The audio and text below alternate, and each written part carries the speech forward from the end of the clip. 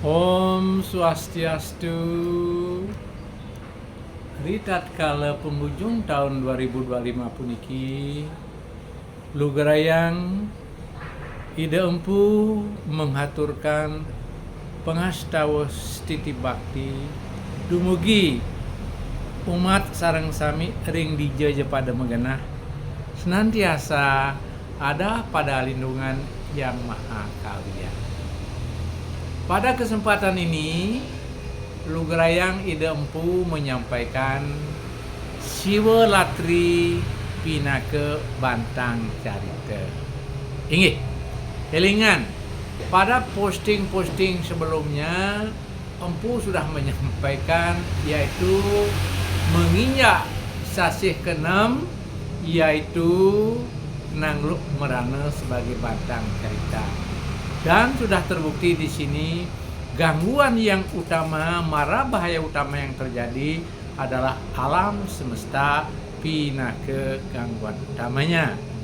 Banjir bandang, hujan lebat, tanah longsor itu sudah terjadi di mana-mana. Nah, sani makin Lugerayang empu menyampaikan sasih kepitu puniki Siwa Latri Pinaka Bantang Carita untuk melaksanakan mitigasi karena menginjak pada sasih kepitu puniki justru isi alam makhluk hidup khususnya yang berkaki dua yang akan mendapat godaan utama. Di antaranya adalah manusia. Maka dari itu sering terjadi demo yang tidak pernah berujung pangkal. Coba lihat sekarang, fitnah-fitnah menjadi favorit dalam TikTok sekarang, entah apa maksudnya dan sebagainya. Inilah kama daripada orang-orang di sasih kepitu inilah menjadi godaan utama. Kenapa demikian? Elingan, pada saat 21 Desember itu merupakan puncak kulminasi matahari pada titik selatan. Sekarang sudah mulai bergeser siklusnya menuju ke Wisma Yana, yaitu tengah-tengah khatulistiwa. Namun masih pada posisi Daksina Yana. Yang utama sekarang adalah menjelang tilem kepitu, purwanining tilem kepitu, itu ada yang disebut dengan Siwa Latri. Di antara malam yang paling gelap, tilem-tilem lainnya paling gelap adalah tilem kepitu puniki.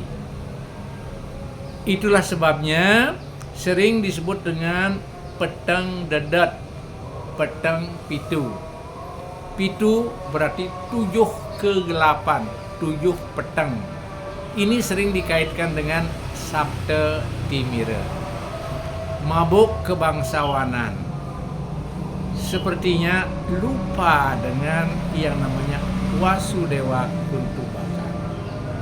Mabuk kekayaan, mabuk kegagahan, mabuk kecerdasan, mabuk miras, mabuk persekutukan miras itu, kemudian mabuk kejantanan dan sebagainya.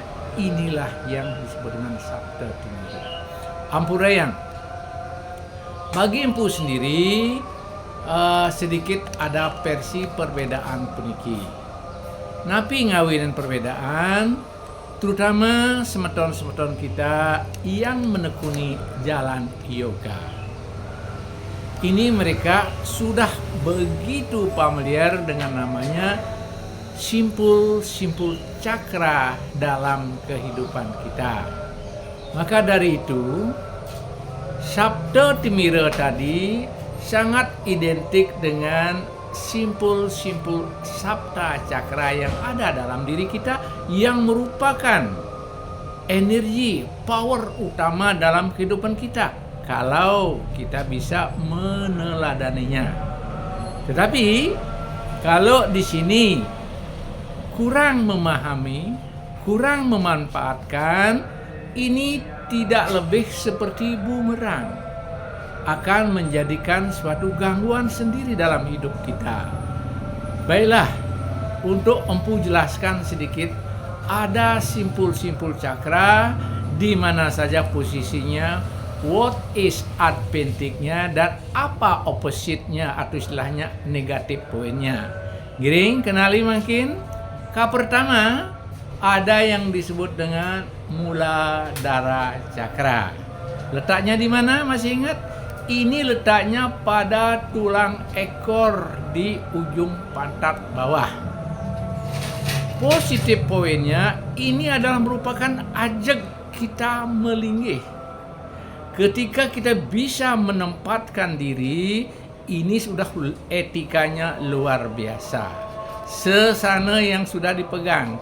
Maka daripada itu, kadang-kadang ada sesongan Bali mengatakan, cening negak kan cening sing bisa.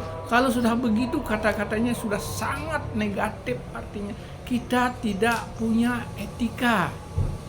Di mana posisi duduk kita, dengan siapa kita duduk, menghadap kemana kita duduk, posisi kita duduk dan sebagainya. Maka sering disebut orang yang tidak punya etika kalau salah menempatkan diri. Maka dari itu dalam songan Balinya sering disebut carana singlah bol. Itulah yang paling kasar kata-kata seperti itu. Nah, itu paham itu Muladhara Cakra. Nah, kemudian cakra yang kedua ada pada sedikit di bawah kemaluan, di sik-sik.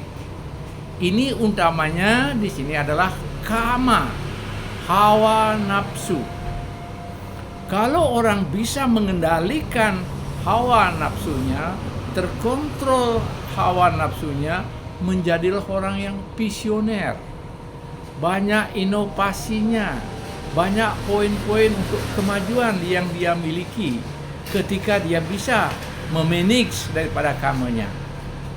Tapi negatifnya di sini sering salah jalan. Kamunya nafsunya besar, tenaga kurang, sering kata-kata demikian. Dan yang paling bahaya adalah kama daripada biologis, seksual. Kadang-kadang pedeng dedet, cien kaden kurenan, cien kaden pembantu, cien kaden tetangga, cien kaden mertua, jeg memeteng sinte landap ukir kelantir dijeng ngendap ditunyir cir, maaf, mungkin bahasanya seperti itu. Dan kemudian cakra yang ketiga disebut dengan Manipura Cakra, letaknya di udel ke atas. Ini merupakan power yang luar biasa, energinya luar biasa. Kalau kita bisa menggerakkan semua energi itu dari perut. Tetapi negatifnya Krodha. Krodha artinya dia menjadikan jurang kehancuran kalau kita tidak bisa memprediksi, mengontrol marah kita. Dan yang lebih parah lagi, ada sesongan Bali di jeje ngelah ada nak ngelah gai ditu yo ngabo basang seduk nyelep-nyelepang layah pina ke cicing ngabo sikut diketek sing tayan betekan. Makanya untuk mengatasi itu, makanya orang sering ngon sesentang pada perutnya supaya terkontrol itu. Maka dari itu yen sing ada silapin pantat timpal kena silapin, itulah penjilat pantat. Ampura niki. Kemudian cakra yang keempat itu ada namanya Anahata Cakra, letaknya di hati. Hati adalah sumber kasih sayang. Jadi orang yang mempunyai kasih sayang, inti daripada itu orangnya betul-betul di sini welas asih, kasih sayang, suka menolong orang dan sebagainya. Namun bila kita salah opposite daripada itu, manusia yang tidak punya hati, bengis bawaannya, anarkis bawaannya, jag memeteng, kengkian je cita-cita hidup sing ngewasin tetangga, jag cara bulldozer marginya begitu ya. Nah, itu kalau orang yang tidak punya hati, bijaksananya kurang. Dan kemudian cakra yang kelima, Wisuda Cakra. Ini letaknya pada ujung tenggorokan. Bila kita betul-betul memilikinya, jadilah orang yang luas dalam pembicaraan, penyambung lidah rakyat, cocok menjadi MC, hidup segala agenda dibawakan, karena dia memang fleksibel orangnya, bisa saja mengendalikan kondisi-kondisi suasana pada saat itu. Tetapi kalau dia tidak bisa memilikinya, menjadilah banyak bicara, tong kosong nyaring bunyinya, suka memfitnah. Ini yang paling parah. Fitnah itu lebih keji daripada pembunuhan ya. Nah, kemudian cakra yang keenam ada pada Ajna Cakra. Inilah pikiran ibaratnya seperti kuda liar, susah dikontrol. Tapi kalau bisa memilikinya, mereka adalah orang yang punya wawasan sangat luas, punya visi misinya sangat tajam, analisisnya sangat tajam. Tetapi sebaliknya, disinilah wetning manah ngarani metemahang subulan asubu karma. Uli di pikiran kitalah yang akan menjadikan perbuatan, perkataan, perilaku kita baik ataupun sebaliknya. Itu Ajna Ajna Cakra. Dan yang terakhir adalah yang disebut dengan Siwa Dwara Cakra. Inilah sudah mempunyai, ketika orang sudah mempunyai kesadaran tinggi, bisa mengendalikan dirinya, dekat dengan Sang Maha Kuasa, maka dari situlah orangnya sudah tenang pada kondisi ini, tidak banyak bicara dan bawaannya kalem. Ini auranya sangat positif. Dan sebaliknya, kalau sudah memeteng di situ, bubar semuanya. Nah, niki dari para penglingsir kita sudah memberikan what is mitigasi, apa yang kita lakukan sehingga bisa kita mengontrol semua negatif poin itu di opposite menjadi positif poin. Maka dari itu siwalatrilah merupakan berata yang kita lakukan sehingga semua di situ pikiran terkontrol, keinginan terkontrol, pembicaraan terkontrol, termasuk kesadaran yang tertinggi. Maka dari itu siwalatrilah jalan utama supaya kita pada sasih kepitu puniki, khususnya purwanining tilem kepitu, disinilah kita diajak untuk bermeditasi, melakukan brata siwalatri.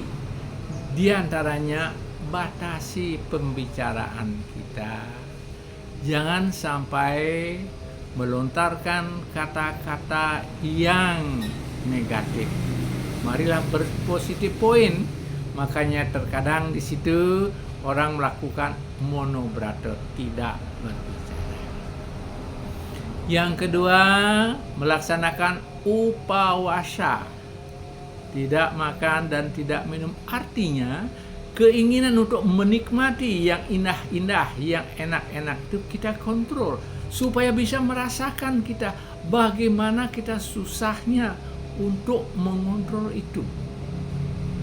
Supaya betul-betul nafsu yang liar tadi kita jinakkan.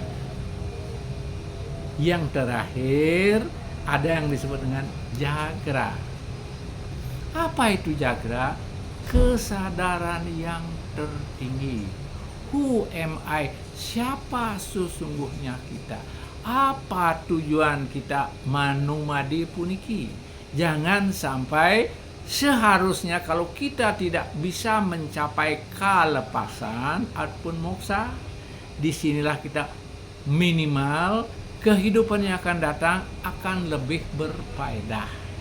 Sampunang menjadi downgrade. Ini terbalik. Maka dari itu sesungguhnya malam Siwalatri ini adalah paling tepat untuk melaksanakan berata Siwalatri puniki. Sesungguhnya Siwalatri itu terjadi setiap purwani tilem. Namun Maha Siwalatri itu terjadi pada saat sasih kepitu. Biasanya terjadi pada bulan Januari. Dan kemudian tetap matahari menjalan menuju Katulistiwa Wiswoyana. Disitulah persisnya 21 Maret sesungguhnya itulah Isake Warse menurut penanggalan Masehi. Namun di Nusantara karena dikombain dengan yang namanya bumi permana, yaitu berkaitan dengan purnama dan tilem. Tilem yang terdekat dengan 21 Maret itulah Hari Raya Nyepi. Inggih sapunika dumun singkat cerita lugrayang yenten-wenten nekeng ring kayun lugrayang dilit saja. Empu sinab antuk Pramo Santi. Om Santi Santi Santi Om. Inggih, syukur semua.